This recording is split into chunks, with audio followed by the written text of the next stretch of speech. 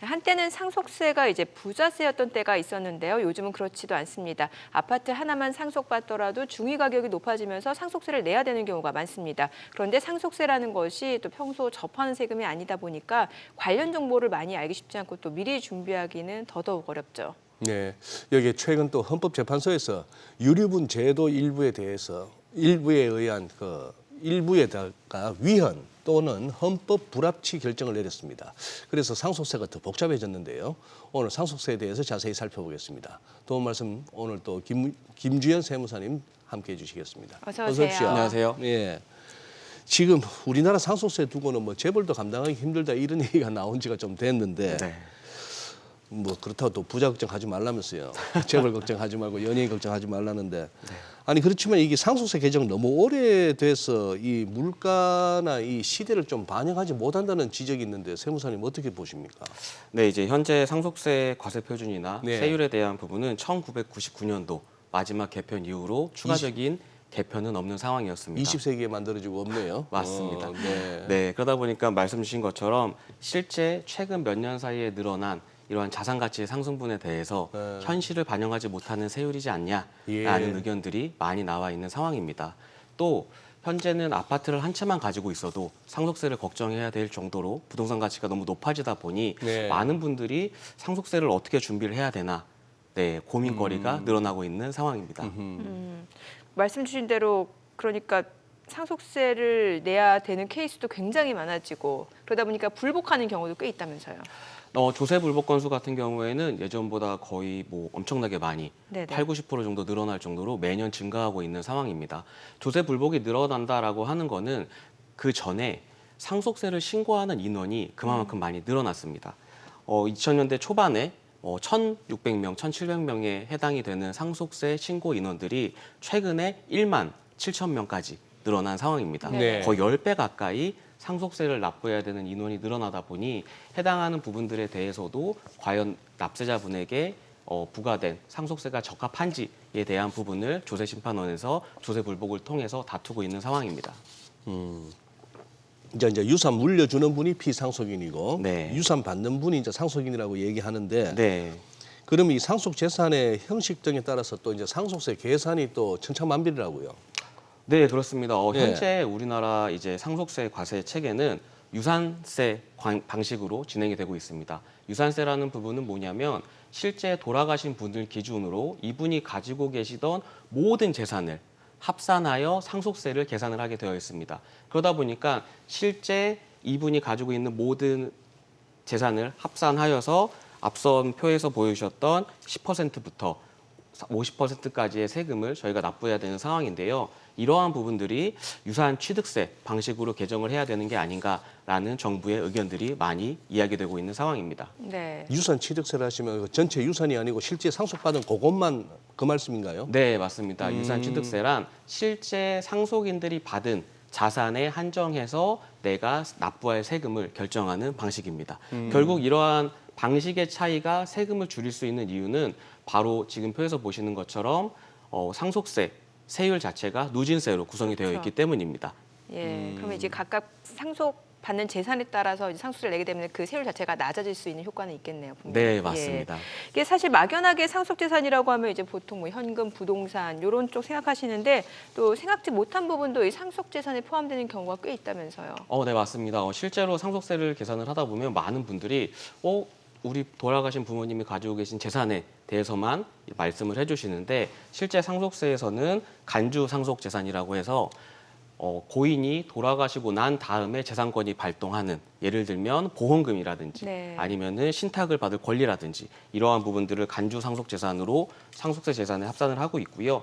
또 추정 상속재산이라고 해서 고인이 돌아가시는 상속계실 기준으로 최근에 재산을 처분하여 인출한 금액 같은 경우에는 1년 내 2억, 2년 내 5억이 넘어가는 경우에는 해당하는 분에 대해서도 명확하게 인출의 목적이 밝혀지지 않는다라고 하면은 상속재산에 포함을 하는 추정 상속재산을 하고 있습니다. 진짜 빠져나갈 구멍이 없구나. 아닙니다. 예. 그러다 보니까 예. 실제로 상속세라는 게 네. 살면서 뭐 2번 아니면 1번 정도밖에 저희가 겪을 수밖에 없는 세금이에요. 예. 네, 그러다 보니까 굉장히 낯설고 어려워요. 그래서 이러한 부분들을 미리 나의 개인의 재산 상황이나 아니면 우리 가족 구성원의 형태에 따라서 어떻게 준비를 해야 되는지 계획을 하셔서 실천을 하신다라고 하면은 이 상속세에 대해서도 절세가 충분히 가능합니다. 지금 보면은 뭐 신탁재산 이런 것도 있는데 이런 걸 좀 구체적으로 설명 주시면 좋을 것 같고. 네. 지금 간주 상속 재산이라고 예. 하면 이제 앞서 말씀드린 것처럼 피상속인의 사망으로 인해서 재산이 권리가 형성이 되는 부분입니다. 예를 들면 보험금 같은 네네, 경우에는 보험금. 피상속인이 사망하시게 되면 예. 보험금이 지급받게 되죠. 예. 해당하는 부분도 상속 재산에 포함이 되게 되어 네. 있고요. 또 돌아가시는 분이 일반적으로 신탁이라고 하면 내가 죽고 난 다음에 나의 재산을 어떠한 형식으로 운영을 할 건지에 대한 부분을 신탁을 관리하는 회사에 위탁을 합니다. 그러한 부분을 통해서 해당하는 자산을 저희 상속 재산에 포함을 하게 되어 있는 상황입니다. 신탁 자산 조금 더 구체적으로 실제적인 예를 한번 들어주신다면요. 예를 들면 이제 예. 뭐 고인이 가지고 계신 건물을 예. 직접 이제 자녀분들한테 상속을 하는 게 아니라 예. 내가 신탁하는 회사에 위탁을 해서 이 신탁 회사가 그 해당하는 자산을 운영을 합니다. 예. 그 운영에서 나오는 수익금을 예. 내 자녀들한테 어떻게 배분할지에 대한 부분까지 예. 고인의 의사가 반영될 수 있다라고 하는 부분이 신탁의 장점이라고 볼 수 있습니다. 저는 앞서 좀 간단하게 넘어간 부분에 대해서 그 유산세 방식 있잖아요. 네. 요거 좀 더 여쭤보고 싶은데 네. 이게 그러니까 사실 그 피상속인이 갖고 있던 재산에 대해서 그 상속세를 다 한꺼번에 이제 과세 표준에 넣는 거잖아요. 네. 근데 이게 유산세 방식인 거고 맞습니다. 이제 각자 상속인이 각자 그 상속받게 되는 재산에 대해서 이제 과세를 하게 되면은 상속세율 자체가 좀 줄어드는 유산세 취득 방식인 거잖아요. 네, 맞습니다. 요거 좀 설명을 더 해주세요. 예를 들면 돌아가신 분 재산이 30억이었어요.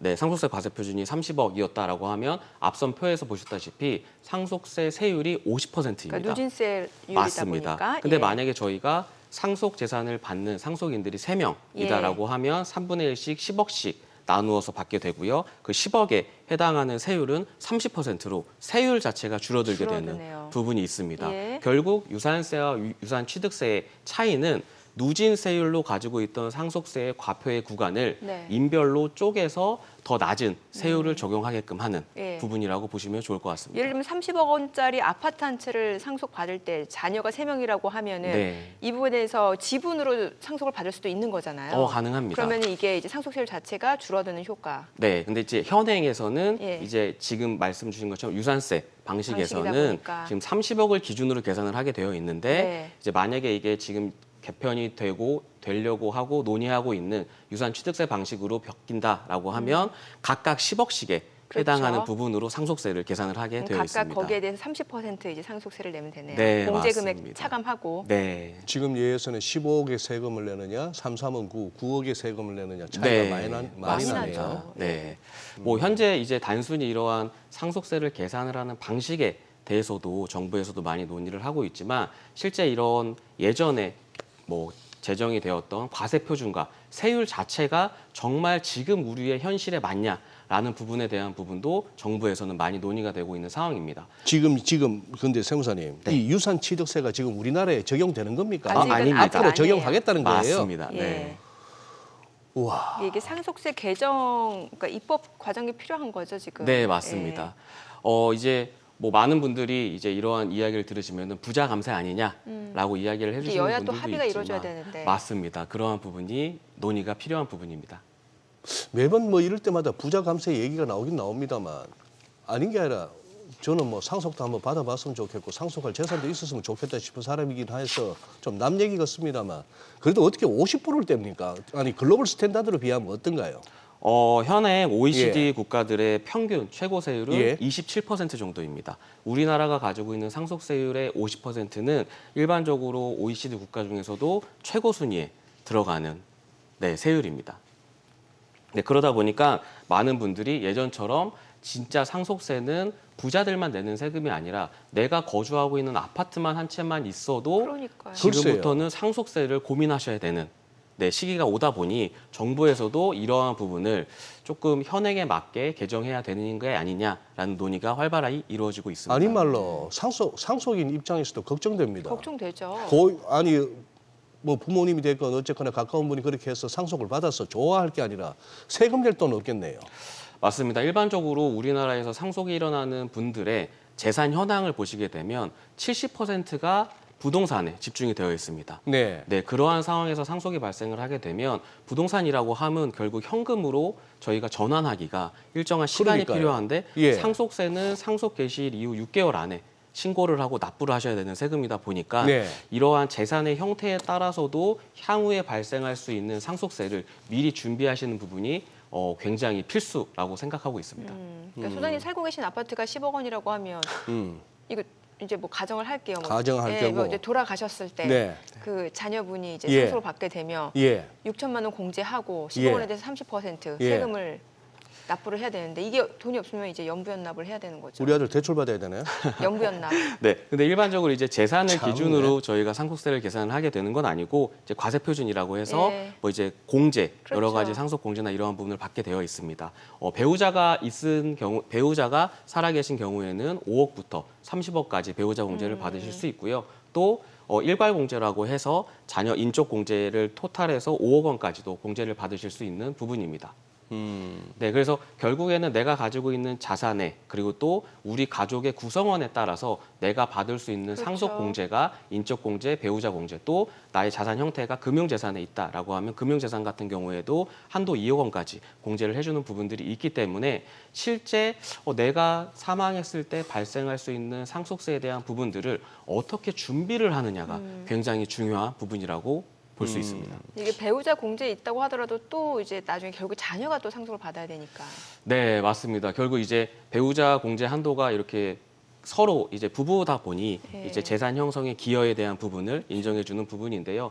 이제 결국 배우자분이 해당하는 부분을 상속받는다라고 하더라도 또 그 이후에 그렇죠. 발생한 2차 상속에 예. 대한 부분까지도 염두에 두셔서 계획을 하셔야 앞으로 우리 집안에서 발생할 수 있는 상속세에 대한 부분을 조금은 해결하실 수 있지 않을까 생각합니다. 예. 세무사님, 지금 요 상속과 관련해서 지난달에 중요한 결정이 한번 났는데 네. 헌법재판소가 요 유류분 이것도 한번 설명해 주셔야겠는데 유류분과 관련해 가지고 네. 일부 위헌 혹은 헌법 불합치 네. 이런 결정이 났고 네. 뭐 전반적인 여론은 아니 뭐 불효자 상속 못 받는 당연한 결과다 이런 식으로 얘기하는 것 같던데 네네. 예 어떤 내용인지 한번 유류분 제도라는 걸 먼저 설명을 네. 드리면 유류분 제도는 1977년도에 도입이 되었습니다. 네. 그때 당시에 우리나라에서는 아들 혹은 장남에게만 이러한 재산을 물려주는 것들이 너무나 일반적으로 보편화되어 있던 시기다 보니까 다른 자녀 그리고 여성분들에 대한 이런 부분을 보호하기 위해서 예. 유류분이란 제도가 도입이 되어 있었습니다. 실제 유류분이란 제도는 내가 법적으로 상속받을 수 있는 재산에 배우자나 직계비속은 법적 상속 지분의 2분의 1, 그리고 직계 존속 같은 경우에는 법정 상속 지분의 3분의 1을 보장받을 수 있는 권리였는데요. 이번에 헌법재판소의 결정에서는 크게 두 가지로 나누어서 보실 수 있습니다. 첫 번째, 위헌이다라고 나온 부분은 바로 형제 자매에 대한 부분입니다. 돌아가신 분을 기준으로 형제 자매의 경우에는 이 돌아가신 분의 재산 형성에 기여하지 못한 부분이 네네. 더 크다. 그러다 보니까 지금은 형제 자매도 이제 나의 형제 자매가 먼저 죽었을 때 유류분에 대해서 소송을 할 수 있었지만 이번에 헌법재판소의 판단에 따라서 이 부분은 아예 다툴 수가 없는 부분으로 어허. 위헌 결정이 났습니다. 예. 근데 이 부분과 별개로 이제 저희 부모님이나 자녀가 예. 가지고 있는 유류분에 대한 권리에 대한 부분에서는 네. 일반적으로 이렇게 뭐라고 할까요? 이렇게 불효를 하거나 네. 폐륜을 하거나 이러한 가족 구성원에 대해서는 유류분을 인정해 주는 게 맞지 않다. 다만 이러한 부분이 일반적으로 지금 바로 법을 없애버리면 사회적으로 혼란이 가중되니 2025년 12월 말까지 법으로 개정을 보완해라라는 결정이 난 부분입니다. 그래요. 네. 예. 그러니까 일단 고인의 형제자매는 유류분 주장을 못하게 되는 변화가 있겠고 네. 이제 자녀나 원래 배우자는 원래 유류분이 인정이 되는데 맞습니다. 이 부분에 대해서도 좀 네, 이 부분에 대해서는 이제 법으로 법을 개정이 돼야 판단. 되는 부분이다 보니까 법 개정을 네. 촉구한 상황입니다. 거기서 이제 폐륜과 불륜 뭐 이런 말씀이 나왔는데 그거는 어떤 법원의 판단이 들어가겠네요. 네, 맞습니다. 결국 폐륜이라고 하는 거는 예. 일반적으로 뭐 이제 자녀분들이 예. 이제 부모님을 잘 모시지 않고 예. 부양하지 않는 네. 이러한 부분들에 대해서 많이 이야기를 하는데요.